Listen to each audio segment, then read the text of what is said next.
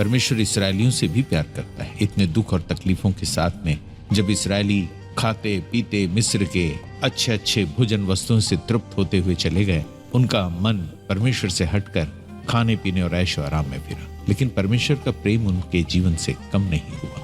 परमेश्वर वैसा ही प्यार करता रहा जैसा वो अनादिकाल से करता है। आज भी परमेश्वर हमसे वैसा ही, पर उससे भी बढ़कर प्यार करता है, क्योंकि उसने मेरे और आपके लिए अपने बेटे यीशु मसीह को बलिदान चढ़ाया है। कौन किसके लिए मरता? यीशु मसीह मरा है सारी जगत के पापों के लिए। वो खुद पाप का बलिदान बना, पाप का मेमना बना और अपने आप को क्रूस पर कुर्बान कर दिया, ताकि मैं और आप पाप के बंधन में न रहे। परमेश्वर के इस असीम प्रेम के लिए उसका धन्यवाद करें, उसकी योजनाओं के लिए धन्यवाद करें। इस्राएली नहीं जान रहे कि उनके लिए परमेश्वर क्या कर रहे हैं, लेकिन यहाँ मैं और आप जानते हैं कि परमेश्वर अपने कामों को करता रहता है।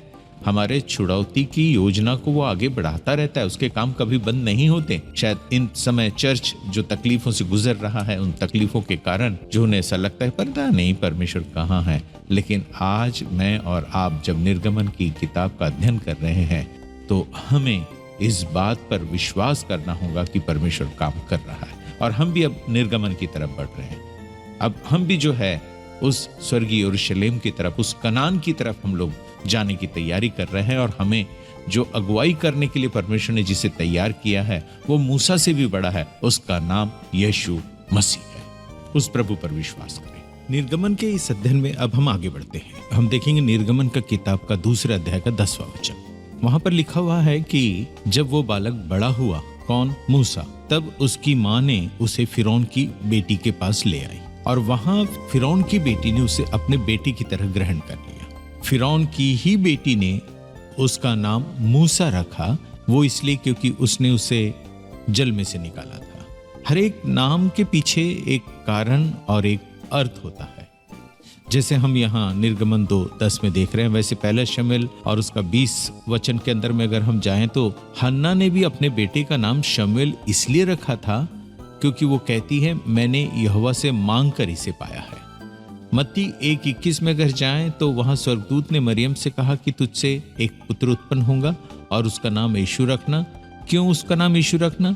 क्योंकि वह अपने लोगों का उनके पापों से उद्धार करेगा। सो परमेश्वर के चुने हुए लोग, परमेश्वर के विश्वासी लोगों के बच्चों के जब नाम रखे जाते हैं तो उसका कारण और उसका अर्थ होता है।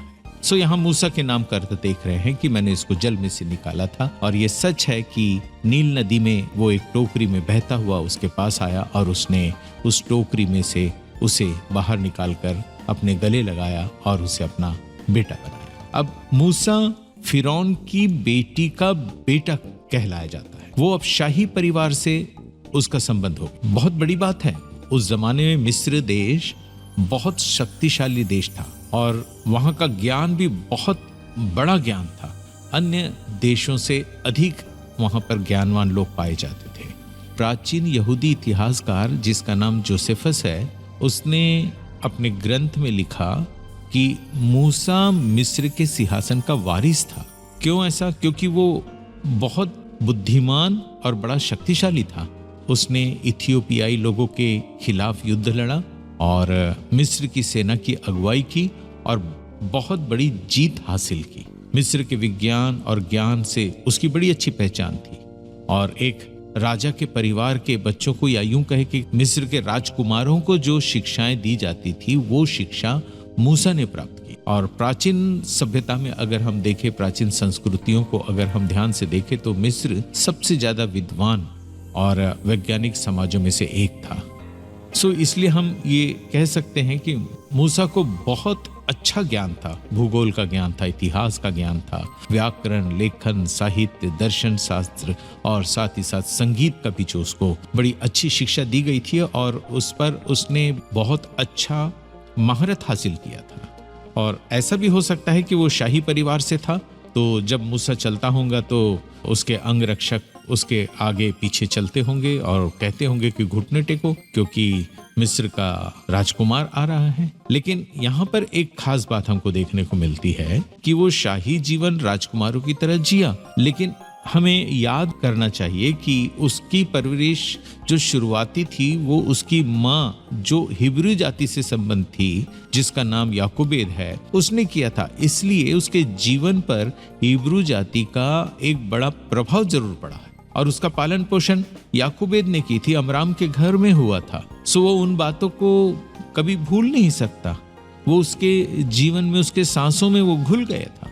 ओरिजिन नाम के एक लेखक है, धर्म ग्रंथों की व्याख्या करते हैं, बड़े कमेंटेटर है, बहुत ही ज्ञानी व्यक्ति है। उन्होंने फिरौन को शैतान का प्रतीक बताया और शैतान जो है मनुष्य के इंसानियत का जो स्वभाव उसमें पाया जाता है उसको खत्म करके वो उसे पशु के समान बना देना चाहता है। इसलिए वो फिरौन को इस्तेमाल करता है और परमेश्वर की जो जाति है, जो इब्रू जाति है, जिसे हम इस्राएली के नाम से भी जानते हैं, उनको गुलाम बनाकर पशु समान उनके साथ बर्ताव करता है और उनका स्वभाव भी उन्होंने पशु के समान बना दिया। दो दाइयां जो है पुराने नियम और नए नियम के समान बताते हैं ओरिजिन सर हमको, और दोनों दाइयों ने जो है किस प्रकार से लड़कों को बचा लिया, परिवार को बचा लिया, परमेश्वर की योजना को, परमेश्वर की इच्छा को बचा लिया। वही आज पुराना नियम और नए नियम ने भी जो है बड़े अच्छी तरह से अपने वचनों के माध्यम से हमें भी तो बचा लिया। हमें नष्ट होने से या नाश होने से, बर्बाद होने से हमको बचा लिया। उनकी ये वफादारी है। शैतान चाहता था कि वो भ्रष्ट हो जाए, लेकिन फिर भी वो परमेश्वर के प्रति वफादार और विश्वास योग्य थी, परमेश्वर पे भरोसा रखती थी। इसलिए उन्होंने वो गलत काम नहीं किया, शैतान की बातों को नहीं, लेकिन परमेश्वर की योजना को पूरा करने के लिए अपने कामों को आगे बढ़ाया। सो वहीं पुराना नियम और नए नियम के माध्यम से ही तो हम आज पृथ्वी पर हर तरफ फैल चुके हैं। परमेश्वर के लोग, परमेश्वर की संतानें, जैसे प्रभु ने कहा था इब्राहिम से, तारागण के समान तेरी संतान बनाऊंगा। हम भी तो उसी की संतानें हैं, तारागणों के समान बन गए हैं और जगह जगह पर आज प्रार्थना गृहों का निर्माण है, जबकि विरोध हो रहा है, लेकिन फिर भी बढ़ते चले जा रहे हैं। ठीक निर्गमन की किताब उसका पहले अध्याय के समान। फिरौन की बेटी जो इब्रू जाति के दुश्मन है, जो उनको नाश कर देने चाहते हैं, उसी की बेटी कलीसिया के समान आकर खड़ी हुई और उसने मूसा जो व्यवस्था को और कानून को बताता है, उसने उसका संरक्षण किया और उसको आगे बढ़ने में मदद की। नील नदी का जल बपतिस्मा के जल का प्रतीक है। जब हम बपतिस्मा के जल के पास आते हैं, उसके नियम को अपने हृदय में ले लेते हैं, तब याद रखें हम भी एक शाही परिवार से जुड़ जाते हैं और वो शाही परिवार हमारे परमेश्वर का, हमारे यीशु मसीह का परिवार है। वो कहाँ है? वो स्वर्ग में है। यीशु मसीह ने कहा कि मैं पिता के पास जाता हूँ, वहां तुम्हारे लिए एक जगह तैयार करता हूँ और फिर मैं तुम्हें लेने के लिए आता हूँ। वो आने वाला है, बहुत जल्द आने वाला है। समय हो चुका है, हमारा भी निर्गमन का समय हो चुका है। हमें ऐसा लग रहा है कि बहुत दुख है, बहुत तकलीफ है, चिन्ह नजर आ रहे हैं, चिन्ह ही नहीं नजर आ रहे हैं, लेकिन यीशु मसीह के आने का वक्त भी जो है हमें नजर आ रहा है। और हमें ये विश्वास करना है, जब हम निर्गमन का अध्ययन कर रहे हैं तो परमेश्वर ने हमारे भी निर्गमन के कार्य को पूरा कर दिया है।